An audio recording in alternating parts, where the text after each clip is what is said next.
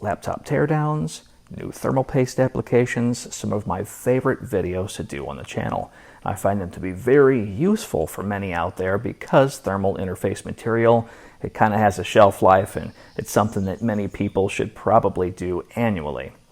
So with that said, subscribing to this content and liking content like this will help going a long way to eventually being able to fund projects like this, as buying laptops is very expensive and I'm unable to do this to actual review units.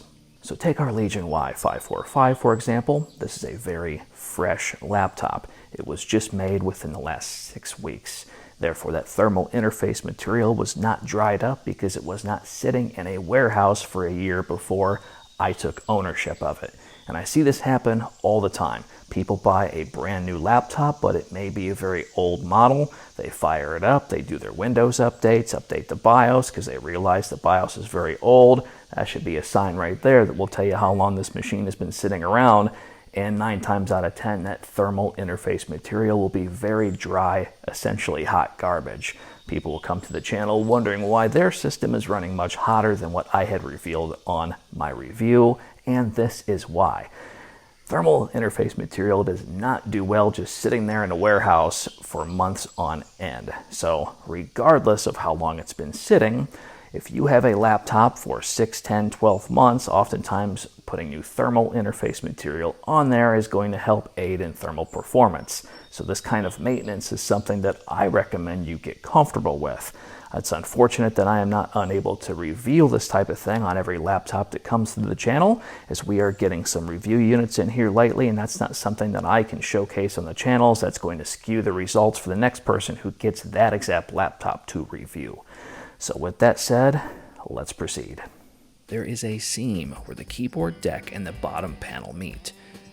Now, using my iFixit Protect toolkit, link in the description below, I highly recommend this, or a guitar pick if you have something like this laying around. Something thin, dull, and plastic would be ideal here so you do not damage your machine. You're going to want to run this pick along the whole entire edges, the side and front of your Legion y545. While gently pulling apart, you will hear this click, click, click sound as you run your guitar pick type solution all the way across the edges of this machine. This will be the most difficult part of the teardown, and expect this process to take around 2 minutes.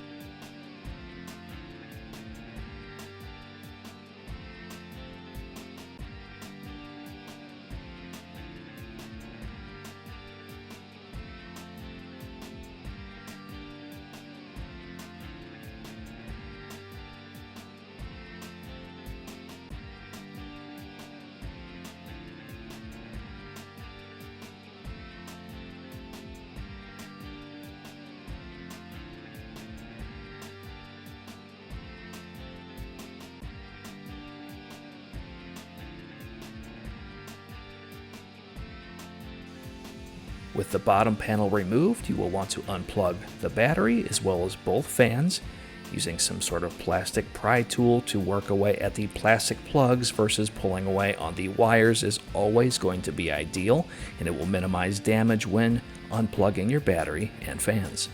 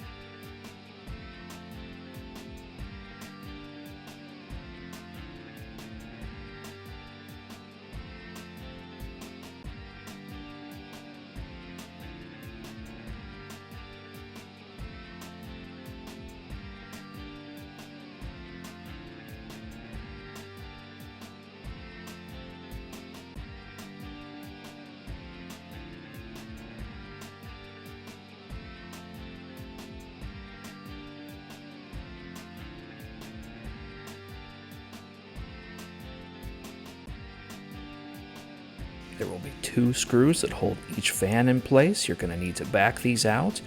And then the screws that hold the cooler in. Those screws will be backed out, but they do not need to be actually removed from the cooling solution itself.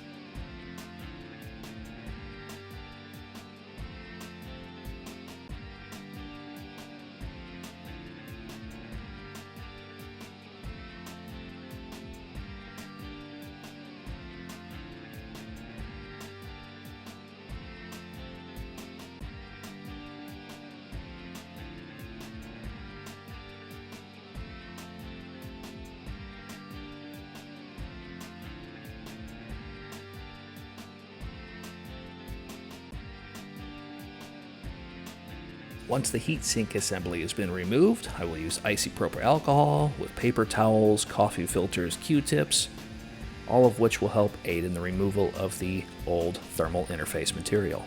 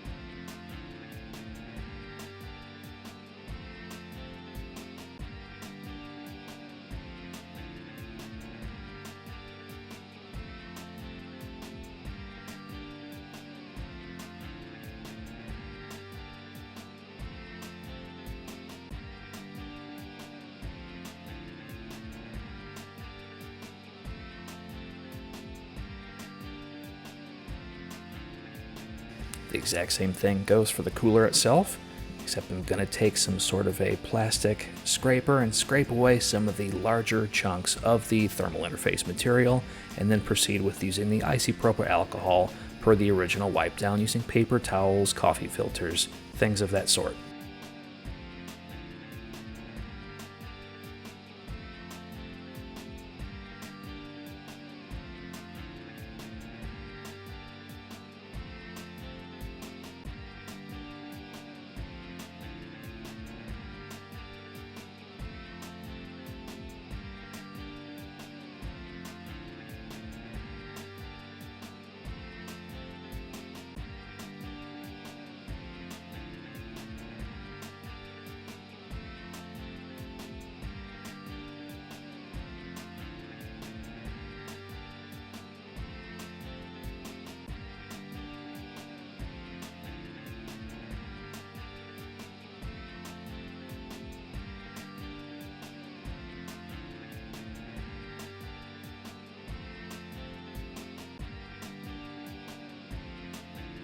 Now in this application I did try the Phobia Nanogrease Extreme. I found the core uniformity results to be a little lackluster, meaning the hottest core versus the coolest core. I did end up going back inside and replacing this with Kryonaut, which brought our core temperature differential to around 5 or 6 degrees Celsius, which is much more acceptable using normal non-conductive thermal pastes. For this, I will use the line method, as these are rectangular shaped dies. I have been doing thermal paste applications on hundreds of laptops way before Bob of all trades existed, and I can assure you that this method is very sound. It's all about how you place that cooler down with nice even pressure.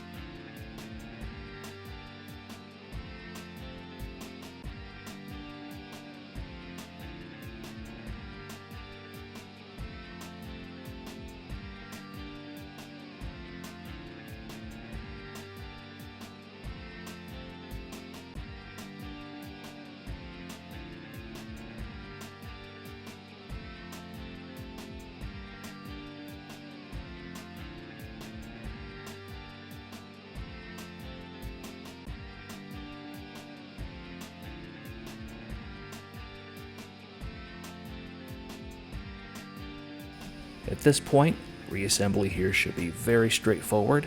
There's no hidden little secrets or anything that you should be aware of at this point. Just put the cooler back down, screwing everything down, kind of going around in a circle until everything is nice and tight. Do not tighten one screw down immediately all the way and moving on. Just do a little bit at a time, working your way all the way around, maybe 2 or 3 times until everything is nice and snug. Reinstall your bottom panel, fire it up, and you will be good to go.